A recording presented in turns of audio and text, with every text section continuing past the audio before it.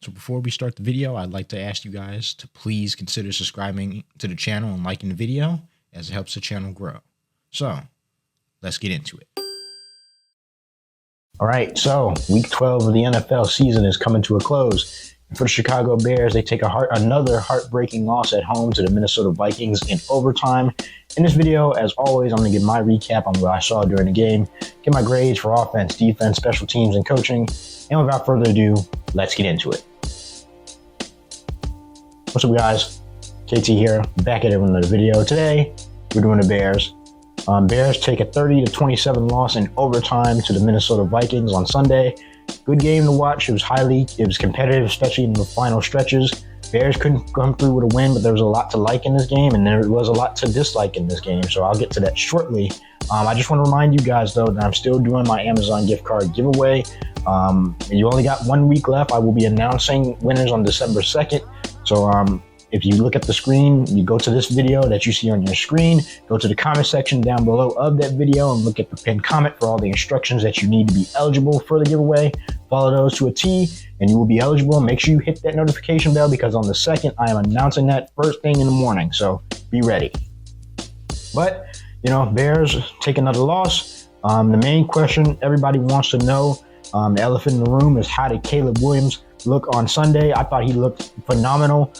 32 of 47 for 340 yards passing, averaged 10 yards per throw, 2 touchdowns, no interceptions, took only 3 sacks despite going against a Brian Flores defense, and had a 103.1 QB rating. He was phenomenal on Sunday, man. He opened eyes. This might be his best game of the season, most complete. He did have some stretches where he struggled, but man, Thomas Brown has unlocked Caleb Williams for the second half of the season. I just don't know why they never made the switch earlier, because Caleb he looks a lot more confident throwing the ball. He's throwing the ball with zip. He's finding the open guys. He's going through his progressions. When he doesn't see nothing, he's running. Making good decisions with the ball, not putting it in harm's way. Reading the blitz very well. I had worries about coming into this game with Brian Flores' defense and all the different blitzes that they were going to show Caleb Williams, but it felt like he handled them all up until about the end of the game. But overall, Caleb Williams was awesome. The ball was spreading all around the field. He was hitting Keenan Allen, hitting DJ Moore. Cole Kmet was more involved. This offense just looks different, and it starts with Caleb Williams. He looks comfortable. The offense that they're running for him makes him look a little bit more comfortable. He's getting the ball out of his hands a little bit faster, and now he's starting to hit those big plays down the field. There was one where he was rolling out to the right side and just magically threw it up there to DeAndre Swift, and Swift wasn't even looking for the ball. It just landed right in his hands. Those are the type of plays that we've seen from Williams and USC, and now it's starting to translate. This is the second straight week he's went against a good defense, and he's basically torn them apart. Unfortunately, they were unable to get the win because of that, but there were other factors involved with that. But Caleb Williams definitely played well this game. I hope he can continue to develop this way, because the way it's looking is the Bears might have found that guy. One more thing before I move on, he did break the rookie franchise record for passing yards in the season, so congrats to Caleb Williams. But I hope he can continue this profound success throughout the rest of the season. Rushing the ball. Not too much going on with the rushing game for the Bears on Sunday. The leading rusher was Caleb Williams with only 6 attempts and 33 yards. It just felt like the running game couldn't get settled. We were getting no push on their offensive line. Honestly, I thought we would have been a little bit better with the run other than the pass, just because the way Brian Flores' defenses work. But man, Minnesota came in with a game plan to stop the run, to stop DeAndre Swift from getting those explosive carries. Roschon Johnson only got 2 carries. I say DeAndre Swift only got 13, Caleb 6. DJ Moore only had 1 carry. So the running game just wasn't really relevant in this game. And besides, Caleb Williams was throwing the ball so well against his defense that they fell into a primarily throwing the ball type of offense. I would have liked to see them run the ball a little bit more and set up a little bit more play action. But the flow of the game, Minnesota just wasn't allowing anything on the ground. They were staunch on defense with the run game.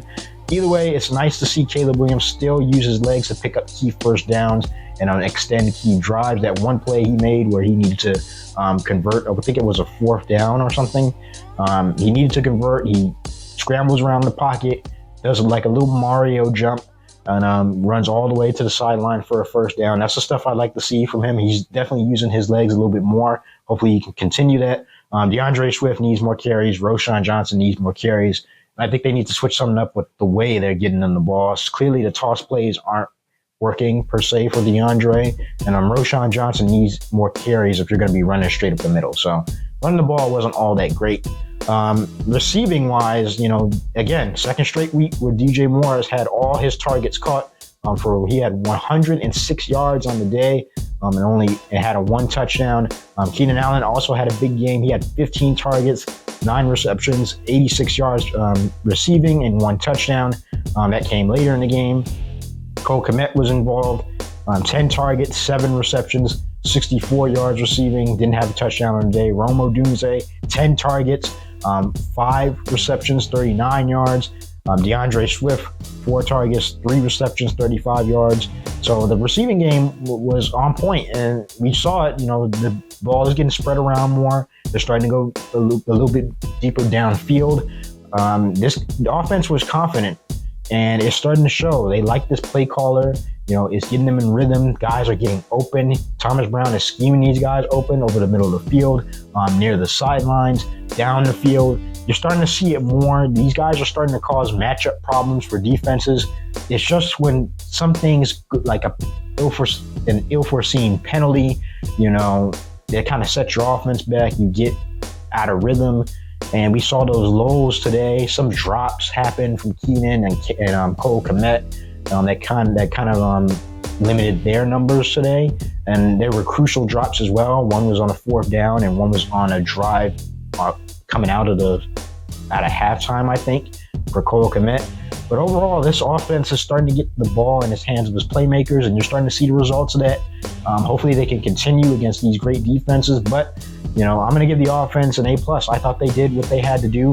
Other than that sack Caleb took in overtime, I felt like they were able to move the ball efficiently. They scored 27 points against one of the best defenses in the NFL, against a Brian Flores defense that doesn't really give up all that many points, that puts pressure on the quarterback. Not too many free rushers to the quarterback. Quarterback was finding guys wide open.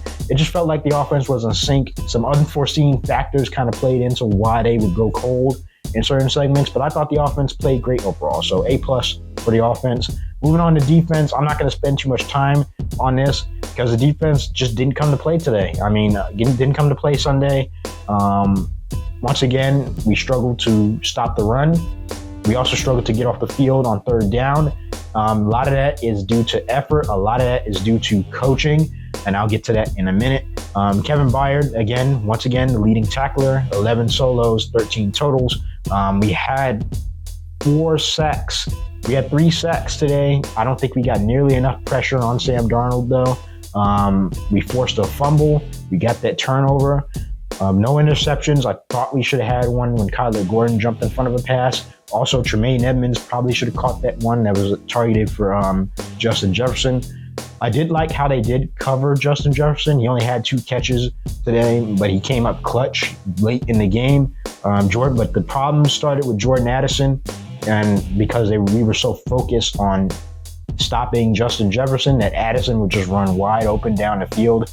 I think we need more beef on that defensive line. We're too small. We're not getting to the point of attack on the run. And just overall, I think we need another play caller for our defense, as late in that game, the Bears had multiple opportunities to get off the field, and we could not because we were playing a very soft zone coverage. And, that cost your defense yards. That cost the Bears points. And in a crucial overtime game, you are unable to get the ball back to your offense to at least give them a chance to go down the field again and try to get a score. Overall, the defense did not play well this game. I'm going to give them a D-. A lot of stuff is out of their control, but the stuff with the run defense and jumping off sides and all the penalties that they were getting, that's more on the players per se. So a D- for the Bears defense on Sunday. Special teams has been up and down for the past few weeks. DeAndre Carter did have a nice kick return today that put the Bears in a situation to go down the field and get a last-minute score before the overtime period. They did recover an onside kick, but we also had another blocked field goal. We had a muffed punt today on Sunday, and that cost the Bears points, and that cost them time and points. And, when you make mistakes like that on special teams, it gives the opposing team a chance to get a short field, especially when you muff punts and get points. And then the whole thing with the field goal situation, man, the blocked field goals are becoming ridiculous. Part of that is on the offensive line for special teams. Part of that is on Matt Eberflus for some of the situations he's putting his special teams in. But Cairo Santos did nail a 49-yard field goal to send the Bears to overtime. I'm going to give them a B-. When you have issues with kicking the ball into the uprights, when you're getting it blocked, or when you're muffing punts, that kind of sets your team back, and you don't want to lose a game because of special teams giving people short fields or getting their field goals blocked. But I do think, with the clutchness of Cairo Santos late in that game for the 49-yard field goal, I do think that counts for something. I also think DeAndre Carter's kick return counts for something as well. And overall, I'm going to keep it real with the coaching. I'm not going to keep repeating the same thing with this coaching staff. You know about the soft man coverage, the soft zone coverage, the bad decisions, the bad challenges, the inability to go for it on fourth down when it's really manageable and you're giving away momentum to the other team. This is all Matt Eberflus problems we've been seeing for the past 3 years now. It's the same thing. I'm not going to keep repeating that. I just think he needs to be fired. I will say this falls on Ryan Poles as well, but I'll get to him in a separate video. Overall, I did like Thomas Brown's play calling, and I'm really, really looking at him now as like a type of interim head coach. I wouldn't mind them firing Eberflus. I don't think it will happen, but I don't mind them if they do fire Eberflus and promote Thomas Brown to the interim head coach, because I think he has the qualities to do so. He holds his players accountable. He's now looks like he's growing a connection with Caleb Williams, and that offense is running, man. It's running. So overall, I think the coaching staff is gonna get I'm gonna say a C-. I thought Thomas Brown did the best he could against his Brian Flores defense. He got the most out of that offense for the second straight game, but the continued transgressions of Matt Eberflus continue to cost the Bears games. And I don't know what else I have to say about that. I'll just have to wait until after the season until they fire this dude. So C- for the coaching staff. But overall, Bears take another loss. I had a feeling they're probably not going to win another game this season under Matt Eberflus. We do have the Thanksgiving game on Thursday against the Detroit Lions. I'm not feeling hopeful about that, but maybe they can put up a little bit more resistance than other teams have. But yeah, I'm going to get up out of here, guys. I hope you enjoyed the video. If you did, please consider subscribing to the channel and liking the video, as it helps the channel grow. I'm still on my road to 1,000 subscribers, so make sure you guys hit that big red sub button. Make sure you hit that notification bell so you get notified every time I drop one of these Bears recap videos. Follow me on social media, as it's going to be ripe with conversation about the Bears all week. And I will see you guys midweek for the prediction coming up, for the game coming up on Thursday. And I'm up out of here. Bear down, and I'm out. Peace.